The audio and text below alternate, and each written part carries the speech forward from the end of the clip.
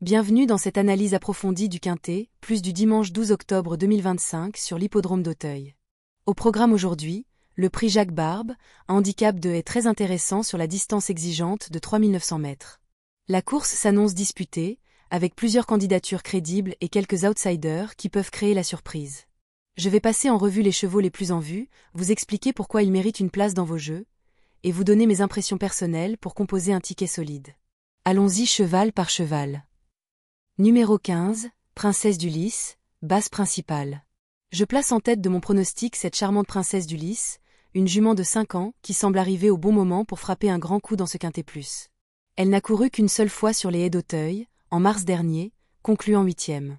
À l'époque, elle manquait encore de métier, d'expérience et surtout d'endurance. Mais depuis, les choses ont bien évolué. Sa plus récente sortie à Angers a été très encourageante. Elle a montré une belle tenue, une capacité à accélérer dans la phase finale et surtout une attitude plus professionnelle dans ses sauts. Ce qui retient particulièrement mon attention, c'est sa situation au poids, qui est avantageuse par rapport au haut du tableau. Dans ce type de handicap, cela peut faire une vraie différence. C'est une jument perfectible, en progrès, et elle pourrait profiter de cette course pour franchir un cap. À mes yeux, elle constitue une base solide. Le numéro 12, Dinosaure, très belle chance régulière. Derrière elle, j'accorde une place importante à Dinosaure, un cheval que les turfistes connaissent bien. Il s'est déjà illustré dans des quintets bien plus relevés. Après quelques mois d'absence, il a effectué une rentrée intéressante et sa deuxième course de reprise a montré une vraie montée en puissance. C'est un concurrent expérimenté, qui connaît parfaitement Auteuil et qui sait se battre dans les pelotons fournis. Dans une course rythmée, il peut trouver les bons dos, patienter, puis venir avec ses grandes foulées dans la phase finale. À ce poids, et avec ce profil, il peut jouer un tout premier rôle. Le numéro 13, Mazarin du Berlay, challenger en progrès. Le numéro suivant attire aussi mon attention, Mazarin du Berlay. 7e pour sa rentrée dans le prix des fortifications du 9 septembre, une course de référence, il n'était pas encore affûté à 100%. Son entourage l'a laissé souffler après quelques mois sans courir, et cette deuxième course de rentrée pourrait lui permettre de montrer son vrai visage. Ce cheval a déjà prouvé qu'il possède les moyens de s'illustrer à ce niveau. Son profil correspond bien au handicap d'automne à Auteuil. Avec des progrès logiques sur sa condition physique, une place dans les 5 premiers est tout à fait envisageable. Le numéro 4, Camiador, coup de poker séduisant. Parlons maintenant de Camiador, l'un des chevaux les plus en vue avant le coup. Ce qui pourrait refroidir certains parieurs, c'est le poids élevé qu'il doit porter, 71,5 kg. Mais à part ce petit handicap, tous les feux sont au vert.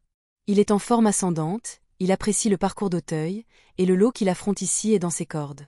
Si la course se déroule comme prévu, avec un rythme régulier, il peut parfaitement tenir jusqu'au bout et jouer les premières places.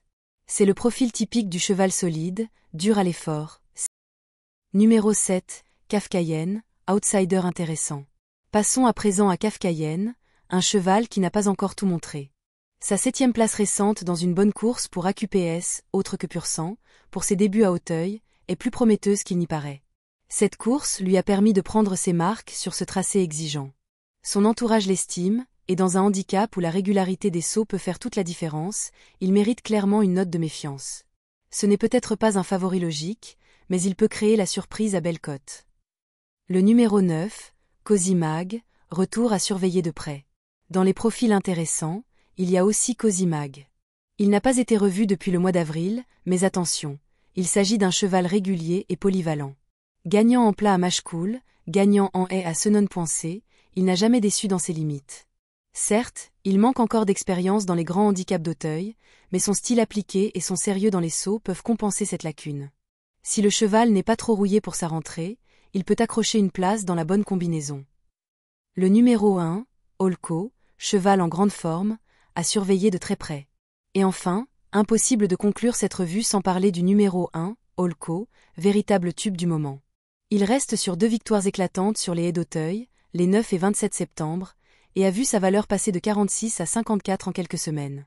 Bien sûr, le handicap est plus dur aujourd'hui, le poids est conséquent, et ses rivaux sont de qualité, mais sa forme est éblouissante. Ce type de cheval, en pleine réussite, est toujours très dangereux à écarter. Même s'il trouve le lot plus relevé, il peut encore surprendre et décrocher une belle place, voire mieux.